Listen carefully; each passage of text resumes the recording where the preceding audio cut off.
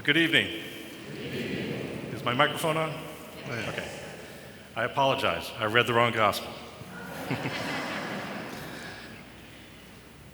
I'll get to that in a minute.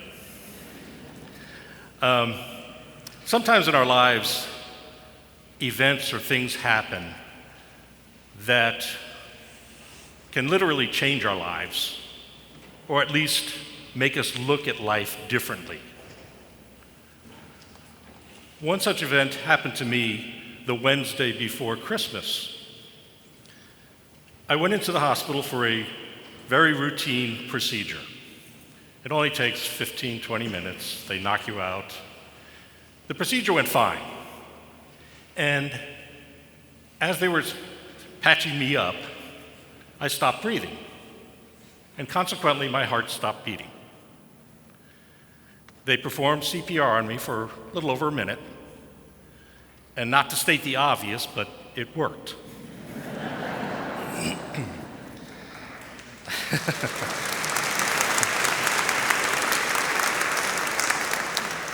I am eternally grateful for the gifts and the skills that medical team had.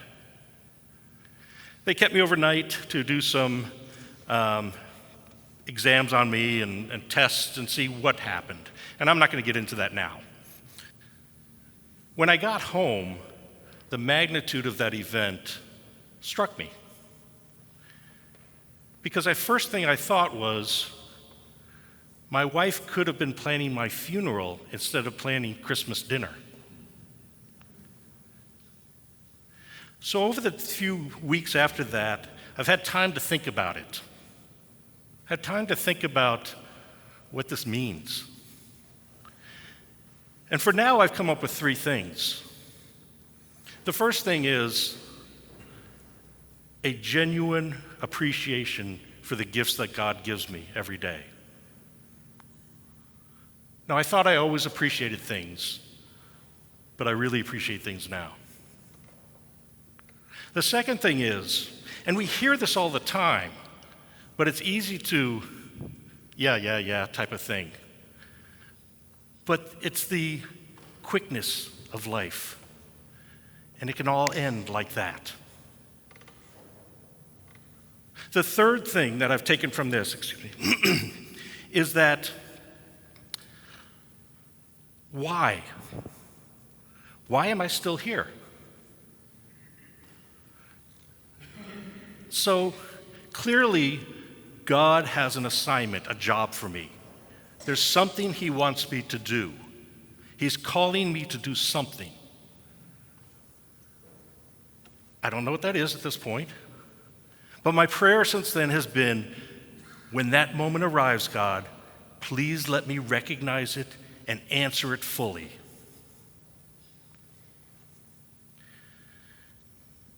Getting to the gospel that I didn't read,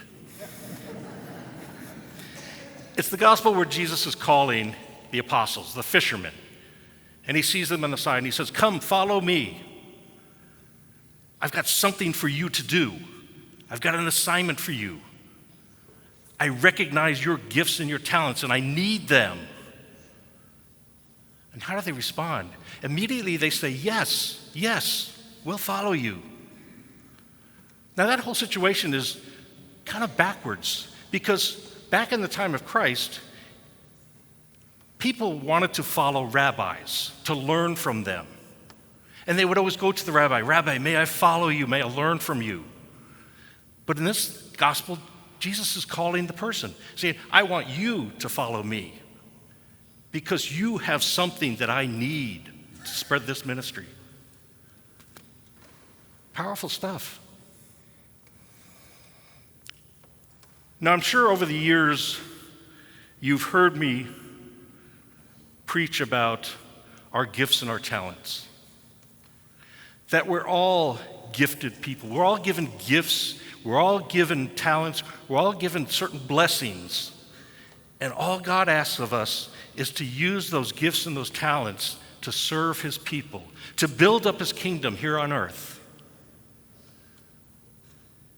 and to return them to Him with increase, making our gifts and talents better.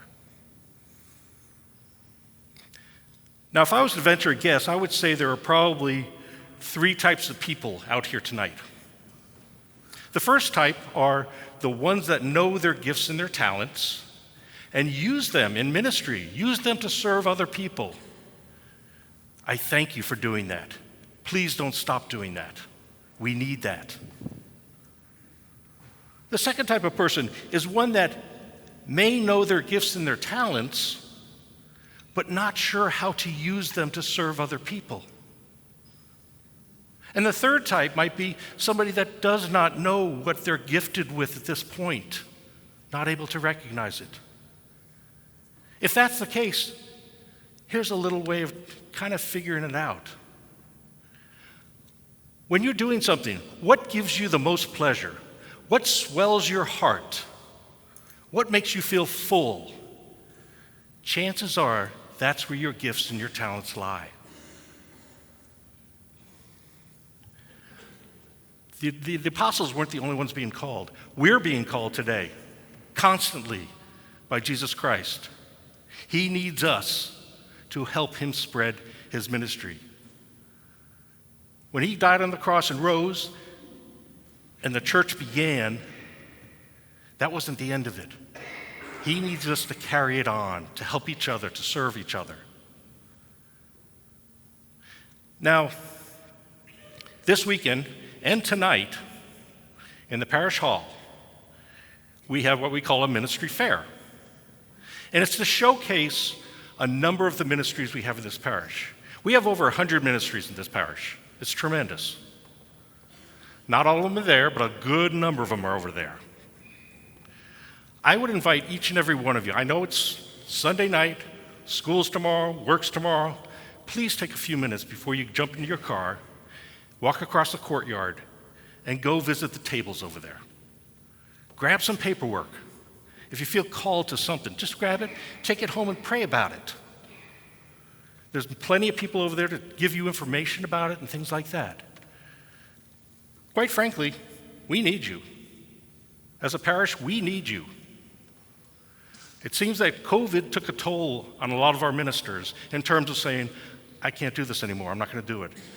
We're building back up, just like every other church in Central Florida, the United States, the world is doing. We need you. Please prayerfully consider getting involved in some ministry. Anybody on the staff, myself included, would love to talk to you if you have an inkling and you're not quite sure how to use your gifts and your talents. With that, I leave you with a quote. This is by St. Mother Teresa. She said, I can't do what you do, and you can't do what I do, but together we can make the world a better place. Amen.